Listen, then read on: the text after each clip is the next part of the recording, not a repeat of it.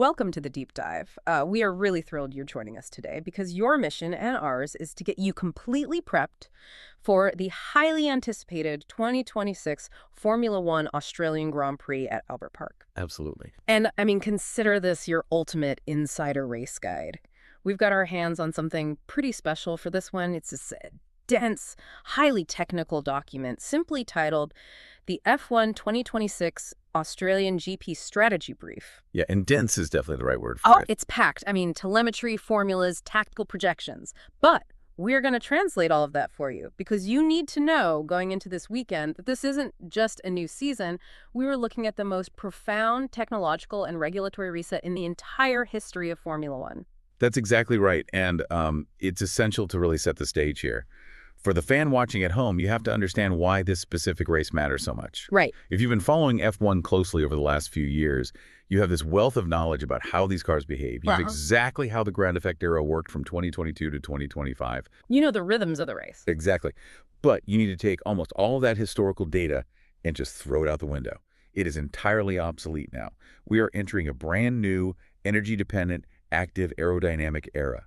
It's a completely blank slate. It really is. The cars fundamentally operate differently, the drivers have entirely new responsibilities in the cockpit, and the race strategies that won a Grand Prix last year will absolutely fail this year. Okay, let's unpack this, starting with the cars themselves. Because the brief mentions these things went on a massive diet and got physically reshaped for 2026. What does that actually look like for us when they line up on the grid on Sunday? Visually, you're going to notice a much nimbler machine right away. They are significantly smaller and more agile than the absolute boats we've been watching for the last few years. They were getting pretty massive. Huge. But the 2026 cars have had their wheelbase shortened by 200 millimeters, which brings it down to the 3,400 millimeters. They are 100 millimeters narrower, now sitting at 1,900 millimeters wide. And crucially, they are 30 kilograms lighter, with the minimum weight dropping to 770 kilograms. So you're going to see cars that can actually dart through the tight technical sections of a street circuit like Albert Park with a lot more aggression. Which is going to be amazing for the on-track battles. But looking at the brief, it seems like the real revolution is hiding under the engine cover. I know the FIA completely killed off the MGU-H, the complex motor generator unit on the turbo. How does that fundamentally change the power delivery? It's a massive paradigm shift. The cars are now running on 100% sustainable fuels. But the true headline is the new power split. The FIA is demanding a clean 50-50 split between the internal combustion engine, the ICE, and the electrical battery systems. So equal power from gas and electric. Yes. You still have the 1.6-liter turbocharged V6 combustion engine, which puts out an estimated 400 kilowatts. That's roughly 536 brake horsepower. Right. But the MGU-K, the kinetic unit that harvests energy under braking, that's been supercharged. It's now putting out an absolutely staggering 350 kilowatts, which is 469 horsepower. Wait, nearly 470 horsepower just from the electrical kinetic system? That's a massive jump from last year. It is a 300% increase in electrical output compared to the 2025 spec. It is completely unprecedented. Wow. And there's actually a seriously dense mathematical formula in our strategy brief that dictates how this new power is deployed. I looked at this and immediately regretted not paying more attention in calculus. It's intense. It looks like something off a chalkboard at MIT. It says P of T equals P subscript ICE of omega and lambda plus P subscript MGU-K of E and delta. But to playfully translate that for you, the total power the driver feels when they mash the throttle is now equal to the engine RPM and the fuel efficiency, plus whatever battery energy happens to be available, multiplied by the specific deployment map the strategist has chosen. That's a great way to summarize it. It's essentially a giant high-speed math problem happening in real time. But what happens if they get that math wrong out on the track? If they get the math wrong, they face the biggest new threat in 2026. It's a phenomenon known as clipping. Because the electrical component now makes up essentially 50% of the car's total power, that battery drains incredibly fast on a long run. Okay. If a driver runs out of electrical energy before they reach the end of a long straight, the car clips. Imagine traveling at over 300 kilometers per hour and suddenly hitting an invisible aerodynamic wall. Oh, You instantly lose nearly 500 horsepower. It is a violent drop in top speed, and it leaves you completely vulnerable to anyone behind you. What's fascinating here is how the FIA has countered this clipping dynamic by completely killing off DRS. Rest in peace, drag reduction system. We knew you well. Exactly. DRS is dead after over a decade. It has been replaced entirely by Active Aerodynamics. The front and rear wings now move dynamically on their own. Automatically. Well, the drivers have a high downforce corner mode to stay glued to the track in the turns, and a low drag straight mode to shed air resistance on the straights. But to your point about vulnerability, the FIA introduced a brand new manual override feature. The push-to-pass button, basically. Essentially, yes. If a chasing car gets within 1 second of a rival, the driver gets a button that delivers a massive electrical power boost to help them overtake. Which sounds incredibly punishing for the lead driver. If you've emptied your battery defending and you start clipping, you are a sitting duck against a chasing car hitting that manual override button. It is going to make the racing so intensely tactical. Tactical and unforgiving. Let's look at how that unforgiving tech maps onto the track itself, because Albert Park is the perfect crucible to test this. If you need a refresher, Melbourne's Albert Park is a 5.278-kilometer, 14-corner semi-permanent street circuit. Average speeds for a pole position lap exceed 250 kilometers per hour. It's a very fast track. Yeah. And because DRS is gone, the brief notes there are now 5 designated straight mode zones around the track, up from the old 4 DRS zones. What kind of physical toll does that sheer speed take on the drivers with these new cars? It is brutal, and it's heavily detailed in the brief's sector analysis. Take Sector 1, specifically the approach into Turn 1, the Jones chicane. The drivers are arriving there at roughly 330 kilometers per hour with the wings flattened out in straight mode. Right. They have to stomp on the brakes to slow the car down to 140 kilometers per hour in the space of just 100 meters. That deceleration generates 5.3 G-forces on the driver's body. They're essentially experiencing 5 times their body weight pushing against the harness. Lap after lap. Exactly. Lap after lap. So what does this all mean for the actual race strategy? How do you manage a car that's violently braking, constantly shifting its wings around, and threatening to shed 500 horsepower if the battery dies? It means that energy harvesting is the absolute new currency of Formula One. You cannot spend what you do not have. The Albert Park lap is 79% full throttle, which means the drivers are constantly draining that battery. They have to recharge it somehow. They absolutely must harvest kinetic energy in those heavy braking zones, specifically Turn 1, Turn 3, and Turn 11, just to survive the middle of the lap. Sector 2 features this massive, sweeping, ultra-high-speed run along Lakeside Drive. And if they mess up the harvest before that? If a driver fails to recharge their battery fully at Turn 3 before entering Lakeside Drive, they will suffer severe clipping halfway down the straight. They will bleed lap time and be completely defenseless against a manual override attack heading into the Turn 11 braking zone. And while they're managing this invisible battery currency in the cockpit, they still have to manage the very physical tires beneath them. Pirelli is bringing the C3 hard, the C4 medium, and the C5 soft compounds to Australia. Rendered allocation, yeah. But remember, the 2026 tires are narrower to reduce overall drag.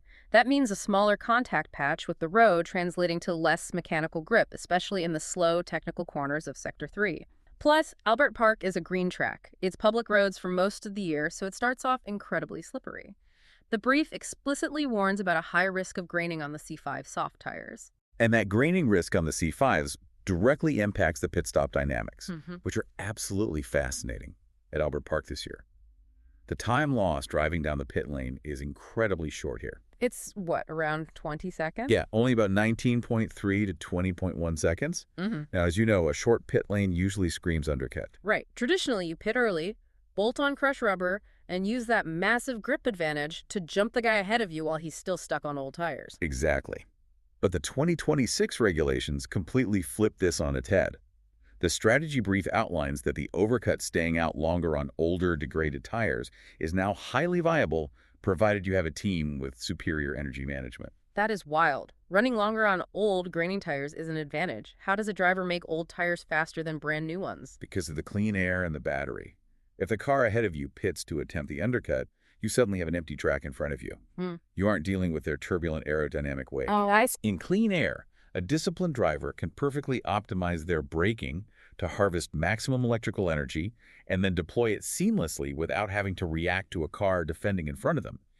You can effectively use your fully charged battery and that 470 horsepower MGU-K to completely overpower the mechanical disadvantage of your older tires. So you just brute force it with electric power. Yes. You build a gap with electrical power and emerge ahead after your own pit stop. That completely changes the complexion of the race. It does. But all of this strategic perfection has a massive asterisk next to it. There is a historic 50% probability of a safety car at Albert Park. Strategy in 2026 has to be highly reactive. You can have the perfect overcut planned, but if someone bends it at turn 11, the entire energy map goes out the window. Here's where it gets really interesting, because the strategy only works if the car actually functions. Let's look at the 2026 grid and the preseason testing data we got out of Bahrain and Barcelona. We have a clear top 4 hierarchy emerging, but the margins are razor thin, and the reliability issues are glaring. Very glaring. Let's start with Mercedes. The data shows they are the absolute endurance leaders right now. They pounded out 1,204 laps in testing. The brief describes their new power unit integration as a bulletproof foundation, Which is an incredible advantage to have heading into a brand new regulatory era. Completing 1,204 laps isn't just about driver comfort. It means the engineers back at Brackley have an absolute mountain of telemetry. They know exactly how the car behaves. Exactly. They understand their cooling, they understand their deployment maps, and they seem to have completely nailed the energy harvesting side of the new rules. They have the operational high ground right now. But testing endurance doesn't always equal Sunday speed. How does that Mercedes reliability contrast with what we're seeing out of Maranello? Because Ferrari looks terrifyingly fast over a single lap. They do. Ferrari has emerged as the undisputed kings of raw single-lap speed. Charles Leclerc set a blistering time of 1.31.992 in Bahrain testing. He was the only driver to break the 1.32 barrier. Unbelievable. And the brief highlights an incredible clever engineering trick Ferrari is using to achieve this. They opted for a much smaller turbocharger on their combustion engine compared to their rivals. Interesting. So what's the tangible benefit of shrinking the turbo? It drastically reduces turbo lag. A smaller turbo spools up much faster. It allows the Ferrari to violently blast out of slow corners with near-instant torque. When you pair that with the electrical deployment, they are rocketing out of traction zones. But there has to be a catch. Oh, there is. The trade-off is that this aggressive, instantaneous power delivery heavily punishes the rear tires. They were suffering from significant thermal degradation. So while that smaller turbo makes them a lethal threat for pole position on Saturday, it turns into a massive liability over a full 58-lap race on Sunday when those rear tires start to melt. If we're talking about Sunday vulnerabilities, we have to talk about McLaren, because you have to remember the psychological baseline we are starting from. Lando Norris is the defending 2025 world champion.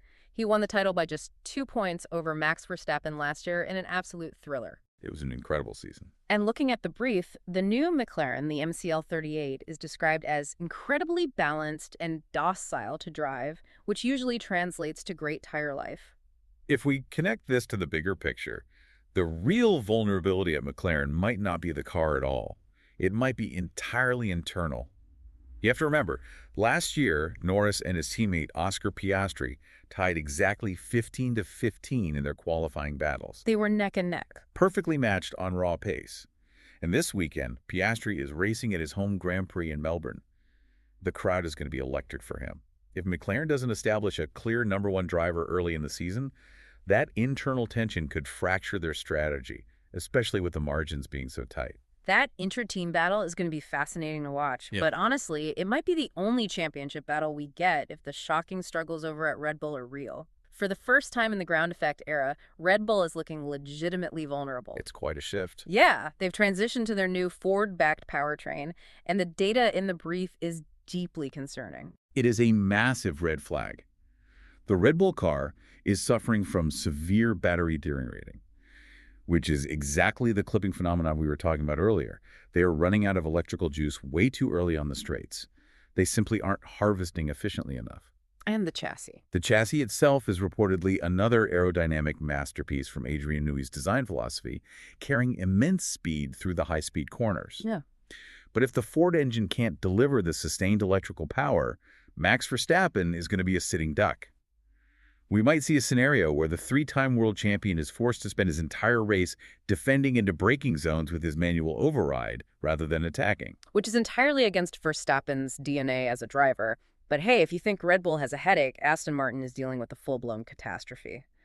They made the transition to Honda Power for 2026, and the integration has been an absolute disaster. It's been tough to watch. They suffered severe vibrations during testing, abnormal component wear, and only managed to conclude 394 laps in total. Compare that 394 laps to Mercedes' 1,204 laps. The data deficit alone is crippling. Aston Martin's engineers are flying blind into Melbourne. And it gets worse. The paddock rumors cited in the brief suggest they are down 80 horsepower in the battery recharge phase compared to Mercedes and Ferrari. What does an 80 horsepower deficit actually look like for Fernando Alonso or Lance Stroll when they were wheel-to-wheel heading into turn 1? It looks like going backwards. Being down 80 horsepower in a formula that explicitly demands kinetic energy recovery means you are fundamentally broken before the lights even go out. They won't be able to attack, and they certainly won't be able to defend against the manual override. It's a grim reality for them. Let's frame all this data around what you, the savvy fan, should actually be looking for this weekend. If we glance at the betting markets and the odds makers, it paints a really clear picture of how the broader public is interpreting this strategy brief. Right now, George Russell is the favorite to win the race outright at plus 225. Makes sense. Yeah, based on the bulletproof Mercedes reliability we just talked about. He's followed by Verstappen at plus 325, though the brief notes his odds are lengthening daily as people learn about the Red Bull battery issues. Charles Leclerc is heavily favored to take pole position at plus 570 to win the race outright. But I want to explicitly warn you, Albert Park has an incredibly low pole-to-win conversion rate. Very low. Historically, only 40 to 45% of pole sitters actually go on to win the race here.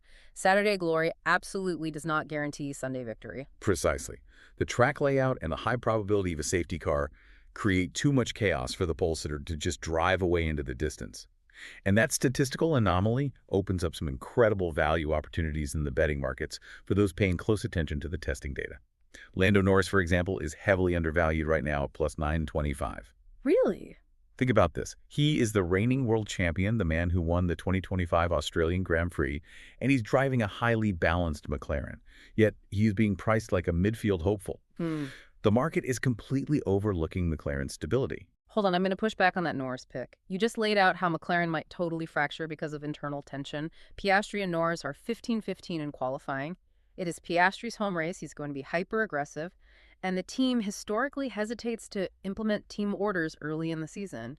Isn't plus 925 exactly where Norris should be because the market is terrified of a turn 1 crash between teammates fighting for the same piece of tarmac? That is a very fair counterargument. The intra-team dynamic is a massive risk multiplier. But from a pure machinery standpoint, the MCL38 doesn't have the tire degradation of the Ferrari or the battery derating of the Red Bull. If Norris survives turn 1, his race pace over 58 laps makes plus 925 a tremendous value play, regardless of who is in the other garage. Okay, I can see the logic there. I'd also flag Haas as a serious dark horse for a points finish. Oliver Behrman is sitting at plus 301 to break into the top 10. While everyone was watching the drama at the front during testing, Haas quietly put in phenomenal, highly reliable mileage.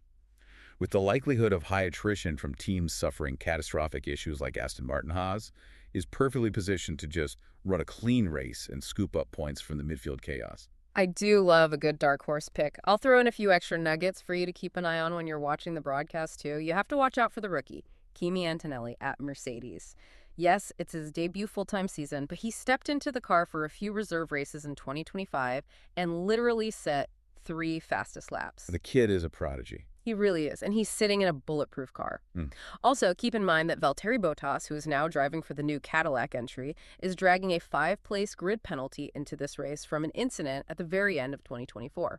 Between the penalties and the reliability issues, the starting grid is going to be incredibly shuffled. It really is a perfect storm of variables. You have a green track surface, totally unproven aerodynamic concepts, a massive reliance on battery harvesting, and 20 drivers who are still actively figuring out the absolute limits of their new machinery. So to summarize our core mission for you today, if you're watching the timing screens at home this weekend, don't just look at the sector times. The fan who understands energy deployment and watches out for that new manual override is going to be the smartest viewer in the room. Without a doubt. It is no longer just about who has the raw talent to drive the car the fastest on the razor's edge of mechanical group. It is entirely about who manages their battery the smartest. If you see a car suddenly drop back halfway down Lakeside Drive, you'll know exactly what happened. They didn't harvest enough energy at turn 1, they clipped, and they paid the price. Exactly. And this raises an important question, one that will likely define the entire 2026 season. With so much control shifted away from pure mechanics and toward electrical harvesting, complex battery deployment maps, and active aero management. Will the defining skill of a 2026 Formula One world champion still be their raw, visceral driving instinct? Or will it be their sheer cognitive ability to compute and execute complex energy mathematics while traveling at 330 kilometers per hour? It is going to be absolutely thrilling to find out. Thank you so much for joining us on this deep dive into the 2026 strategist sources. You are now armed with everything you need to decode the action, understand the tech, and genuinely preview the race this weekend. Enjoy the Grand Prix, watch those battery levels, and we'll catch you next time.